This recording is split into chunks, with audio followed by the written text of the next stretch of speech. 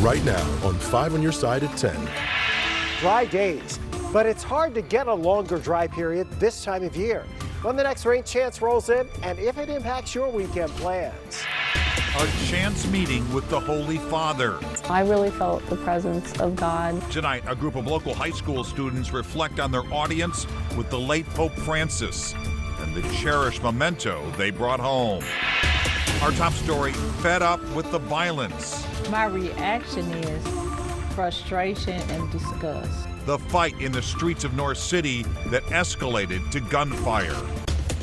St. Louis police say no one was hurt during yesterday's shooting. Good evening. I'm Mike Bush. And I'm Kelly Jackson. Tonight, neighbors near Riverview and North Broadway and their alderwoman say enough with the violence. 5 on your side's Robert Townsend witnessed some of that violence firsthand hours ago. Neighbors say early Monday morning a wild fight between two women happened in the middle of Riverview near North Broadway. And then several hours later, it was just loud. It was loud, and it was rapid at first. It was loud. And so then it was boom, boom, boom, boom, boom, boom. They say two men pulled up in a white car. A male passenger was armed with an assault rifle. The driver also had a gun.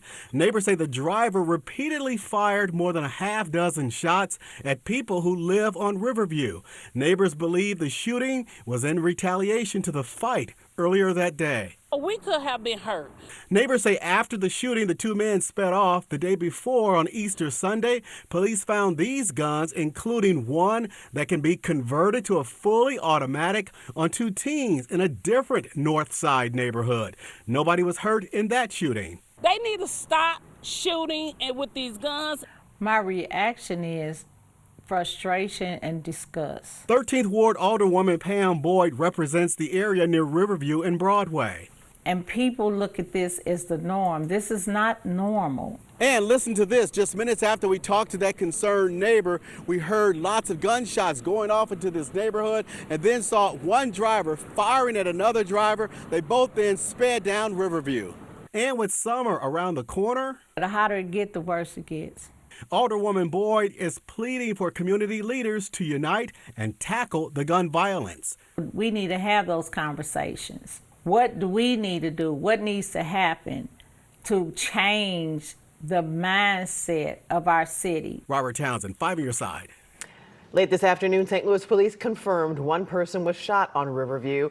They're still investigating. Police are asking anyone with any information or video of today's shooting to call them immediately. Right now, St. Louis police are looking for the person who killed a teenager overnight in Tower Grove East. Officers found 16-year-old Jamad Edwards shot multiple times in the street on Minnesota near Magnolia. Anyone with information can leave an anonymous tip with Crime Stoppers. That number, 866-371-TIPS. Tonight, the federal lawsuit challenging state board control of St. Louis Metropolitan Police is in legal limbo. 5 on your side's Laura Barczewski is here to break down these new developments. Laura? Mike, just hours ago, we learned Mayor Kara Spencer and the city of St. Louis did not meet a federal judge's deadline to refile the original lawsuit to specifically name the governor or the attorney general. The lawsuit filed last week by Mayor Tashara Jones on her last day in office challenges the state mandate on police spending. Board of Aldermen President Megan Green claims the state law also violates the First Amendment rights of city officials by prohibiting them from interfering with the state board. In a statement, Mayor Spencer says, quote, "The federal court determined the suit to be deficient. We are evaluating our options and weighing the merits of refiling a sound suit in state court." President Green is now pressuring Spencer to refile as she prepares to file her own individual lawsuit as a taxpayer. She released a statement saying, quote, "If the city councilor's office is instructed by the mayor to refrain from representing the president in her official capacity in violation of the charter, the president will seek outside counsel. She hopes the mayor will reconsider and join her as a plaintiff so they can fight for residents' rights together." Today, Chief Robert Tracy was in Jefferson City to meet with the interim transition director. The department is expecting the governor to appoint a permanent director this week. New details tonight on a deadly crash on Interstate 270 at I-64 that backed up traffic for hours this afternoon. The Missouri State Highway Patrol says a 69-year-old driver from St. Charles hit the back of another car, ran off the road, and hit a pole. He was pronounced dead at the scene. The other car overturned. 2 people inside that car are being treated tonight for serious injuries. A 15-year-old who pleaded guilty to second-degree murder in the killing of a mother in front of her child has been sentenced to 20 years in prison. Brian Wellington was 14 at the time of the January 2023 attempted carjacking turned murder in South St. Louis. He was charged as an adult. Police say he and 2 others approached Kay Johnson's car and demanded she get out. When she didn't, police say they shot and killed Johnson in front of her 14-year-old daughter. Another teen, Deshaun Harris, is also charged as an adult with murder. My hope is for financial stewardship, sound internal controls, accelerated literacy efforts. Less than 4 hours ago, 3 new school board members were installed at St. Louis Public Schools. 5 on Your Side was the only television station there for the crucial transition for the troubled district. Brent Solomon explains a former superintendent's wife will now lead the new board forward. Brent? Dr. Karen Collins Adams replaces Tony Cousins, who did not win re-election earlier this month. Adams is the wife of former SLPS superintendent Dr. Kelvin Adams. Tonight, one school board member wondered if that will pose a challenge. But first, take a look as Collins Adams, Brian Marston, and A.J. Foster were sworn in at the district office. They understand the challenges of the past, questions over spending, school transportation flaws, and the former superintendent being ousted. The whole board now hoping for a fresh start to get things right. But just before new board member Collins Adams was voted in as president, listen to how board member Ben Conover questioned her. I have some concerns, I think, around some things that may come up within the district regarding your husband's tenure at the district and decisions that may have to be made or public statements that would have to be made. I think I've made it clear in multiple interviews that the role as a board member is totally separate from whatever my husband did as a former superintendent. He has been gone for several years now. The audits that we are facing as a district extend into Dr. Kelvin Adams' tenure here. If I need to recuse myself from anything, yes, I certainly would. Conover ended up not voting for or against the new president. Superintendent Dr. Millicent Borishade says she's eager to collaborate with the new board members to, quote, address the significant challenges facing St. Louis public schools. The board will have a work session in 2 weeks.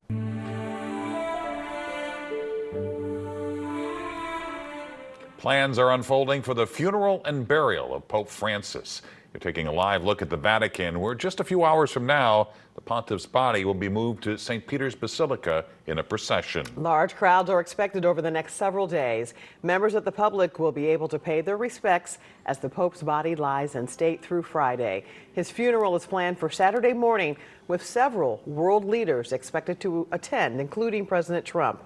The Archbishop of New York and St. Louis native Cardinal Timothy Dolan will be part of the largest group of voting cardinals ever to gather behind the closed doors of the Sistine Chapel and elect a new pope. There's only one person who knows, the Holy Spirit. Okay, we got to figure out who the Holy Spirit wants, and that's a heavy responsibility. Traditionally, the highly secretive conclave to elect a new pope begins 15 to 20 days after the death of a pope. Tonight, Rosati Kane students are remembering the day they met with the Pope 2 years ago. 5 on Your Side's Justina Coronel talked with those students at the all-girls Catholic high school about the moment they'll never forget. This moment, so memorable, it shines on display in Rosati Kane history. It was really surreal. Meeting Pope Francis is a treasured memory for these students. They know practice makes perfect. We practiced our songs for like multiple months. Never knowing they were preparing for the Pope. It was spring break 2023 when 35 students in the advanced choir went to Rome. It was last minute when the girls were led in to St. Peter's Square. When we started singing this song, Deep River, he turned around, he wanted to hear more of it. Their gift of music drawing in Pope Francis. I really felt the presence of God like when I was singing and the Pope was right there. That same hand prayed over math teacher Maureen Palasic, who was battling cancer at the time. It just brought me joy seeing how happy he was and like waving at us, and like he just has so much power with just a wave. This special moment, just a few months after Rosati Kane was set to close with the archdiocese changes, but they fought to stay open. Then I feel so fortunate to have been able to do something I love and share that with him. It really does feel like he touched like our school specifically, especially with signing off on our school being able to stay open, since that was such a hard thing for us. That's why this trip meant so much. It was an exchange of gifts. The girls brought harmony, and Pope Francis gave them hope. It was an experience I'm very grateful for, and I will keep forever, and I have all those memories with me. Justina Cornell, 5 on your side. Also, a special moment for them was the Zucchetto swap. It's the skull cap worn by members of the clergy. He tried it on and gave it back as a cherished souvenir, which now sits in a display inside the school. Our coverage of the death of Pope Francis also continues on KSDK.com. You can text the word Pope to 314-425-5355, and we'll send you a link right to your phone. A symbolic groundbreaking was held today for the new St. Charles City Center complex. They're calling it C3. The project will transform the former American Car Foundry property located between historic Main Street and Frenchtown. The massive development will include a recreation center, senior center, and a year-round farmers market. It's all made possible by Prop C, approved by voters last April. Mayor Dan Borgmeyer says one of the biggest projects will be the new ultra-modern City Hall. When we proposed the drawings and everybody said, well, glass, are you going to have a glass city hall in the middle of all those historical buildings? Yes, we are. The mayor says the new city hall should be completed by December 30th, 2026, which also happens to be his birthday. A fashionable crime. The search tonight for a group of coordinating thieves wanted for larceny at Lululemon. Real-life dangers in an online fantasy world. Criminals are no longer having to go into parks to snatch up our children. Tonight, the warning about child predators lurking on popular gaming apps. We are still holding the rain chances to a minimum, at least in St. Louis over the next couple of days. Plus, it looks like perfect running weather for the Greater St. Louis Marathon this Saturday. Timing on your Friday night rain chance in 6 minutes. Tonight, St. Louis police are asking for your help to track down a group of thieves that hit the Lululemon store in the Central West End. They say the group pulled off a coordinated crime last Wednesday by overwhelming the store associates. More than $3,200 worth of merchandise was stolen. If you recognize any of these people, call Crime Stoppers at 866-371-TIPS.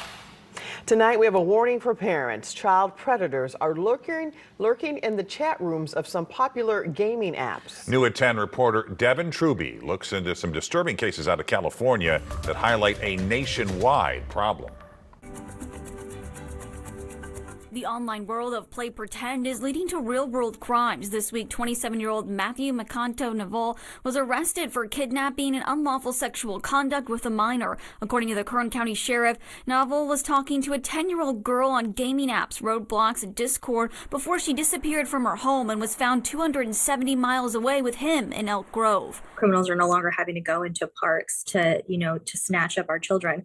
They're on social media apps or gaming apps, and they're communicating with our children right under our noses in our own homes and coercing them and blackmailing them. Roblox, the Bay Area-based online gaming platform, said that the allegations are deeply troubling and they have a zero-tolerance policy.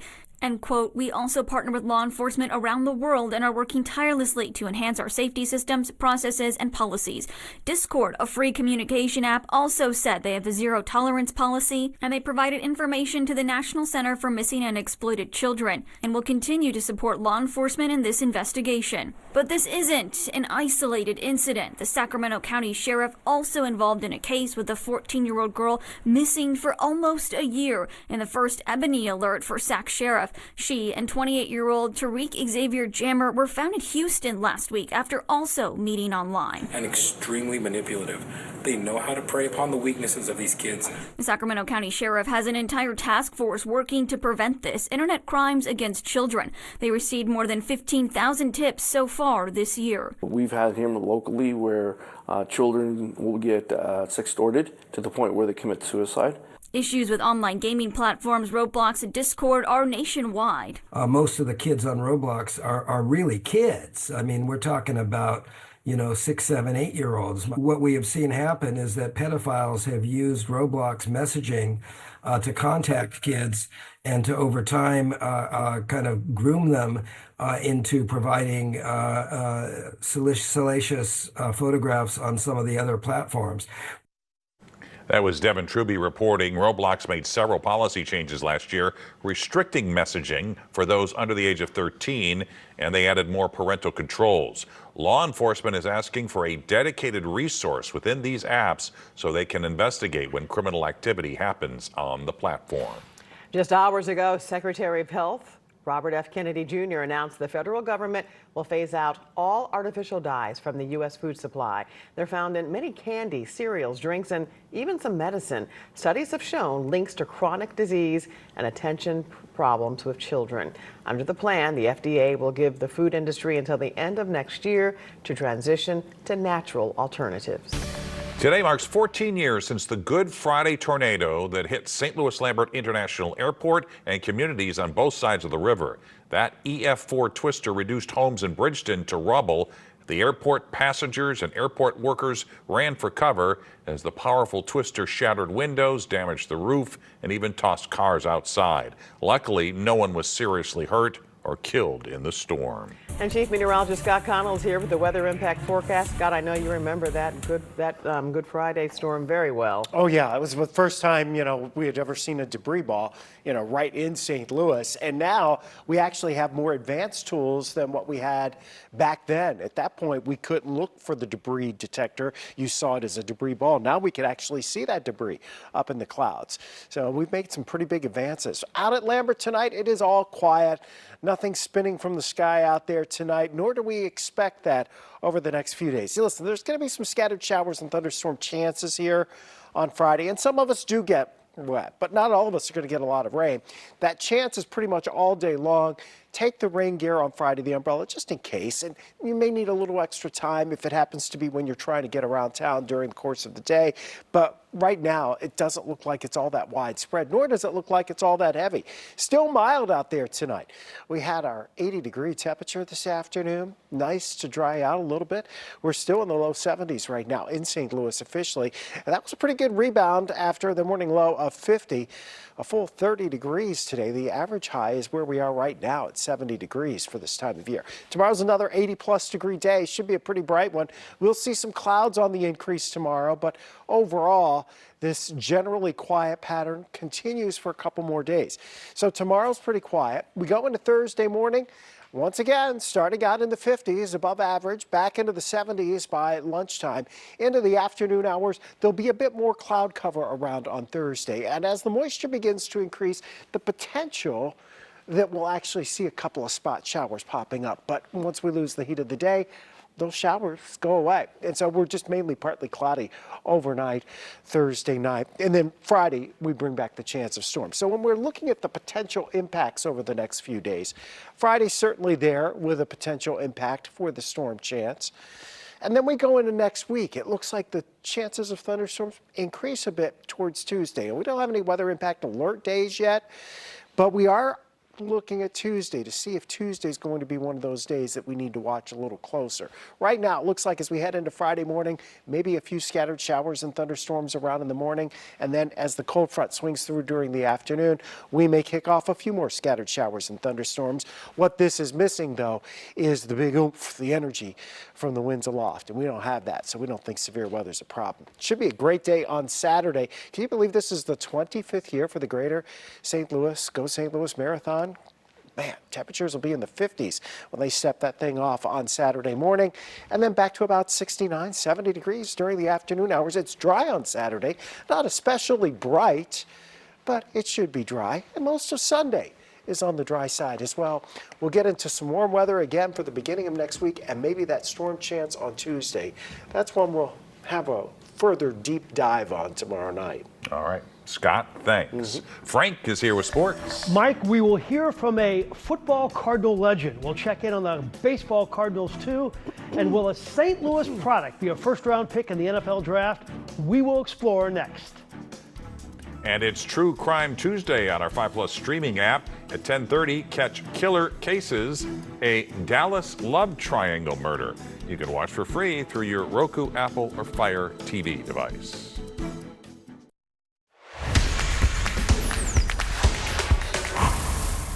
When the Braves took a 4-2 lead tonight in the 5th inning, I think if you would have asked Cardinal fans if they were going to win, 90% would have said no. Instead, one moment ended a 5-game losing streak, and if they win tomorrow, they win a series. 3rd inning scoreless until Lars Nootbaar delivers with his 4th homer of the season, and it's 2-0 Cardinals. In the 5th, the Braves go up 4-2 on this Matt Olson blast off Andre Palante. Mason Wynn was activated today. Michael Ciani was sent to Memphis, and Wynn delivered with an RBI single. And the Cardinals tied the game at 4 in the 6th inning. And here's the moment that ends a 5-game losing streak. Nolan Gorman with the bases loaded. It's a double, and the Cardinals go on to win it 10-4. So I know Blues fans are worried, and you should be. Down 2-0 to the team that just won the President's Trophy is a daunting task. However, for just a moment, I want you to think about the future. See these talented youngsters behind me? They're all 23 or younger. And then there's 20-year-old Jimmy Snuggerud. Remember in the most important regular season game of the year, the do-or-die one? He scored a goal. Then last night, he scores the only Blues goal of the game. That's 2 goals in 3 games for a kid who was going to college a few months ago. You kind of like his future? Yeah, I mean, it was a great play by Bucci. Tried to pick a corner. Unfortunately enough, it went in. But at the end of the day, we lost, and it's no fun losing. Yeah, he's great shot, playing well. Tough environment, obviously. Just coming out of college hockey, and he's definitely not out of place. He's playing really well, and happy where he's blue. The NFL draft is coming up on Thursday night, and I think there have been 15 players from the metro area who've been drafted in the first round. The question is, will there be a 16th? If there is, his name will be Luther Burden III. At the beginning of the season, Luther was a first-rounder in every mock draft. Some had him going in the top 10. His statistics dropped from his junior year to this season, but he's still a mega-talented receiver who is lethal after the catch. It's 50-50 he goes in the first round now. I asked Howard Balzer, who has covered 46 drafts, if Luther goes in the first. A lot could depend on when the first receiver is selected. Once the first one goes, a lot of times there's a run on receivers. So I do believe, Luther will go in the first round. If receivers are taken late, who knows? He might slip into the second. But if that happens, I think a team is going to be getting a tremendous, tremendous value. Get used to seeing this face on NFL Sundays, because if Travis Hunter has his way, he'll be playing defensive back and receiver for the team that drafts him. Sounds a lot like Roy Green, who did that with the Big Red in the 1980s. His skill as a wideout earned him the nickname Jetstream. And he told me he thinks Hunter is smart in demanding to play both ways.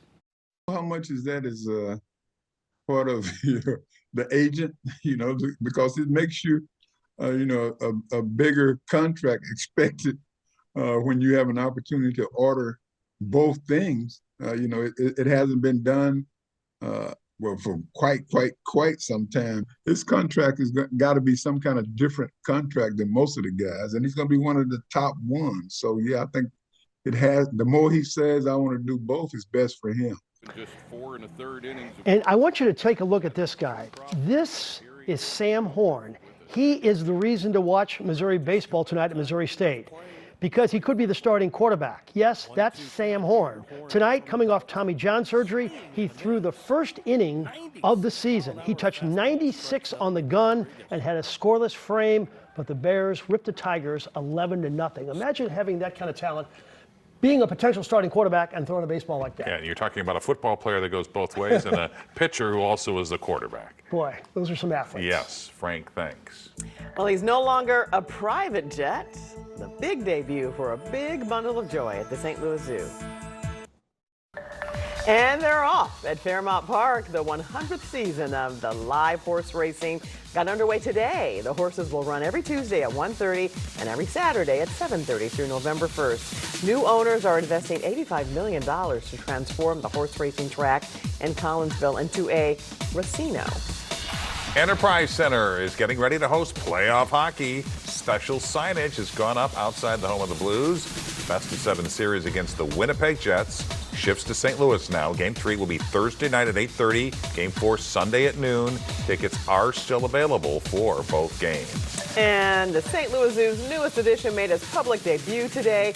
Jet, the baby elephant, spent a lot of time exploring the river's edge, even venturing away from his mom, Jade. He's 5 months old and now weighs 578 pounds. There's still no set schedule on when Baby Jet will spend time in the habitat in public view. And there you have it. 5 on your side at 10. We're always streaming on 5+. Be sure to start your day with Today in St. Louis at 4 a.m. Have a great tomorrow.